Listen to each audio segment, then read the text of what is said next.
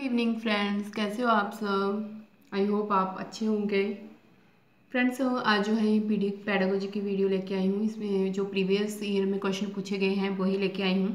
तो ये क्वेश्चन बहुत इंपॉर्टेंट है, वीडियो को एंड तक देखें, बिल्कुल भी मिस ना करें। और फ्रेंड्स, अगर आप अभी तक आपने मेरी प्रीवियस वीडियोस नहीं देखी हैं तो ज़रूर देख लें।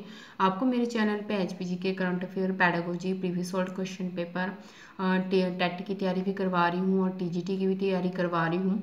तो आप देख सकते हैं। तो अपने फ्रेंड्स के साथ ज़रूर शेयर करें वीडियोज़ को। तो फ्रेंड्स, हमारा फर्स्ट क्वेश्चन है, the modern philosophy begins with, आधुनिक दर्शन शास्त्र की शुरुआत होती है। तो ये होती हैं डेकार्त से।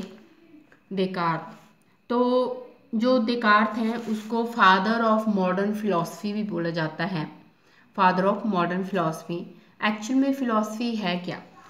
फिलॉसफी है study of ideas and beliefs about meaning of life. जो आपके विचार हैं जीवन को लेके, जो आपके विचार हैं, जो आपके मत हैं, उसके अध्ययन को हम फिलॉसफी बोल देते हैं। कई बार हम बोलते हैं कि यार तेरी तो लाइफ के लिए फिलॉसफी ही अलग है। तो लाइफ को लेके जो हमारे आइडियाज़ होते हैं, जो हमारे विचार होते हैं, उसके अध्ययन को फिलॉसफी बोला जाता है।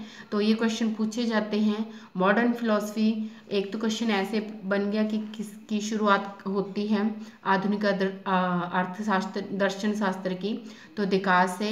या फिर फादर ऑफ मॉडर्न फिलॉसफी भी पूछा जाता है, तो वो भी यही है, डेकार्त। इनका नाम है रेने डेकार्त, एग्जैक्ट नेम है रेने डेकार्त।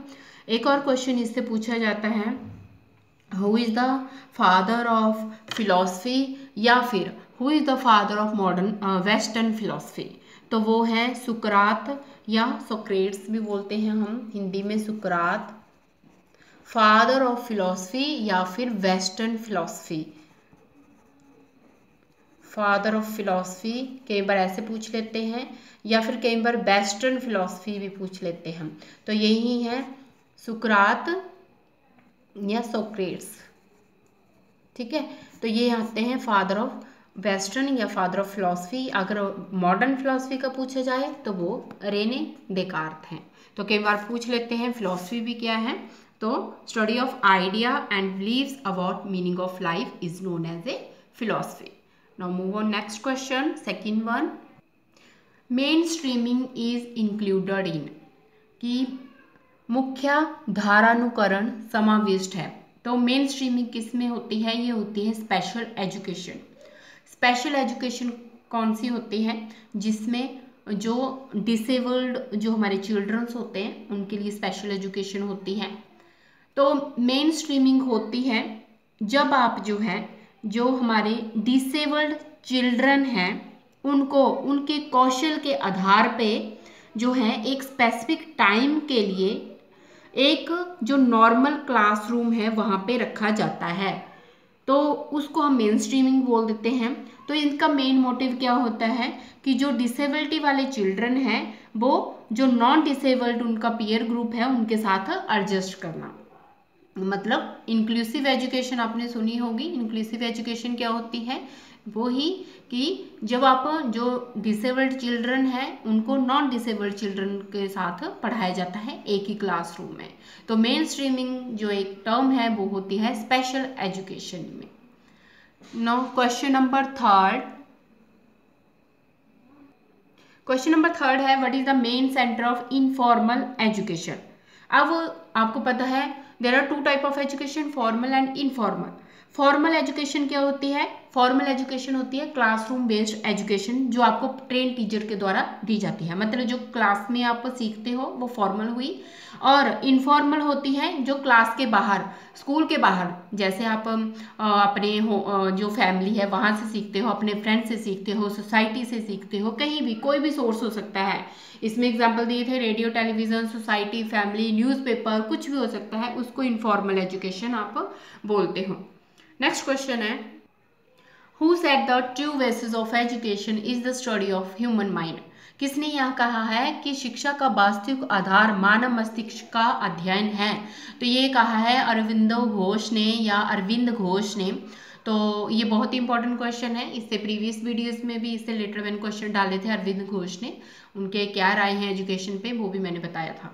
नेक्स्ट है 5th question, inquiry learning is conductive for the development of, परिप्रेक्षा अधिगम किसके विकास में सहायक है? तो ये है क्रिएटिविटी में। क्रिएटिविटी जो है वो रिलेट करती है जो हायर ऑर्डर थिंकिंग स्किल होती है उनके साथ। तो कई बार ऑप्शन में क्रिएटिविटी ना देके हायर ऑर्डर थिंकिंग स्किल भी दे सकते हैं। हायर ऑर्डर थिंकिंग स्किल जो है क्रिएटिविटी से ही रिलेटेड है। जब आप क्रिएशन ऑफ न्यू नॉलेज जो है इसमें होता है, क्रिएशन ऑफ न्यू नॉलेज, तो ये है क्रिएटिविटी। इंक्वायरी लर्निंग जो है क्रिएटिविटी, या फिर ऑप्शन में हायर ऑर्डर थिंकिंग स्किल्स दिया होगा तो आप वहां पे भी टिक कर सकते हैं। नेक्स्ट है 6th question, primary group is, कि प्राइमरी ग्रुप प्राथमिक समूह क्या है? तो हमारे पास प्राइमरी ग्रुप होता है और सेकेंडरी ग्रुप होता है। तो प्राइमरी ग्रुप वो होता है जिसमें जो है पर्सनल रिलेशनशिप होते हैं जो कि काफ़ी लंबे समय तक चलते हैं, लॉन्ग लास्टिंग जिसको बोलते हैं। तो पर्सनल और परमानेंट रिलेशनशिप जिनको बोलते हैं वो आते हैं प्राइमरी में। जैसे कि आपका कोई जो आपके फ्रेंड्स होते हैं, फैमिली मेम्बर्स होते हैं, या पीयर ग्रुप है साथ वाले, वो लॉन्ग लास्टिंग होते हैं, उनके साथ हमेशा बात करते रहते हैं, तो वो आते हैं प्राथमिक में। और अगर सेकेंडरी रिलेशन की बात की जाए, सेकेंडरी का एग्जांपल पूछा जाए तो टेम्पररी रिलेशनशिप होते हैं। मान लीजिए आप किसी डॉक्टर के पास विजिट किए जाते हैं, तो जो आपका रिलेशन उस टाइम है डॉक्टर और एक पेशेंट का, तो वो सेकेंडरी लेवल का जो है वो रिलेशनशिप हुआ, तो वो सेकेंडरी ग्रुप में आता है। तो टेम्पररी रिलेशनशिप सेकेंडरी ग्रुप में आते हैं और परमानेंट जो है प्राइमरी ग्रुप में आते हैं। नेक्स्ट क्वेश्चन है, a defining characteristic of traits is that they are, विशेषताओं को परिभाषित करने का अभिलक्षण यह है कि वे ऑब्जर्व्ड हो सकते हैं। ट्रेट क्या होते हैं? ट्रेट होते हैं गुण।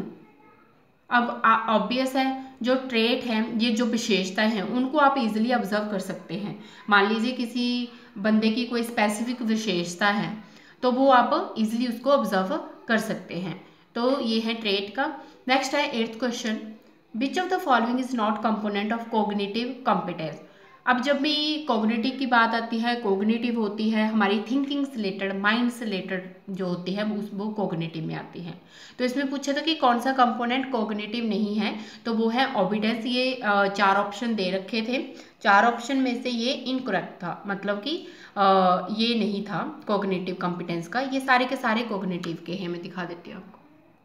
कॉग्निशन से रिलेटेड है कंप्रीहेंशन, प्रॉब्लम सॉल्विंग और इफेक्टिव कम्युनिकेशन। ये तीनों के तीनों हमारे कॉग्निटिव थिंकिंग से रिलेटेड हैं या माइंड से रिलेटेड हैं, तो ये कॉग्निटिव कॉम्पिटेंस है।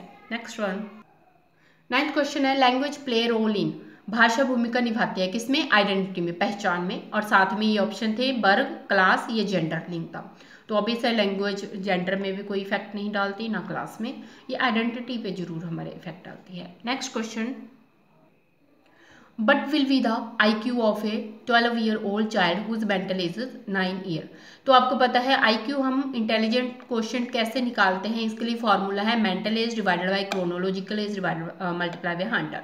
तो इसमें जो है हमारे पास क्रोनोलॉजिकल एज भी दे रखी है और इसकी मेंटल एज भी दे रखी है, तो हमने ये फॉर्मूला अप्लाई किया तो आंसर आया 75। तो इस तरह जो है आप IQ जो है किसी भी बच्चे का निकाल सकते हैं। तो फ्रेंड्स ये थे हमारे पैडागोजी के क्वेश्चन। आई होप आपको वीडियो पसंद आई होगी। और फ्रेंड्स एक और रिक्वेस्ट करना चाहूँगी कि आपको पता है कोरोना वायरस बहुत ज़्यादा फैला है, तो प्लीज़ इसको सीरियसली लें, क्योंकि बहुत सारे ऐसे लोग होते हैं जो भी इसको सीरियसली नहीं ले रहे हैं, जहाँ मर्जी जा रहे हैं, घूम रहे हैं। तो आपको पता है कि इसकी वजह से बहुत प्रॉब्लम हो सकती है। इवन कि आपको पता है जॉब्स में इसका बहुत ज़्यादा इफ़ेक्ट पड़ेगा अगर ये लॉन्ग और ज़्यादा लंबा चला तो, क्योंकि बहुत सारे मेरे फ्रेंड्स ऐसे भी हैं जो फैक्ट्रियों में काम करते हैं। तो क्योंकि फैक्ट्री वाले आपको पता है कोई भी ऐसा नहीं होता कि आपको फुल सैलरी दे, और घर चलाना बहुत मुश्किल होता है। तो जितना जल्दी ये कोरोना वायरस ख़त्म होगा उतनी ही हमें फ़ायदा होगा। तो इस बीमारी को सीरियसली लें, खुद भी जो है सुरक्षित रहें और अपनी फैमिली को भी सुरक्षित रखें। तो मुझे पता है कि कोरोना वायरस के बारे में आप बहुत जानते हैं, बट बस एक रिक्वेस्ट थी कि आप अगर मान जाएं किसी भी तरह से। तो फ्रेंड्स, आई होप कि आपको ये वीडियो पसंद आई होगी। तो फ्रेंड्स, अगर आपने प्रीवियस वीडियोज़ नहीं देखे हैं तो ज़रूर देख लें। Thank you so much friends for your support and good night.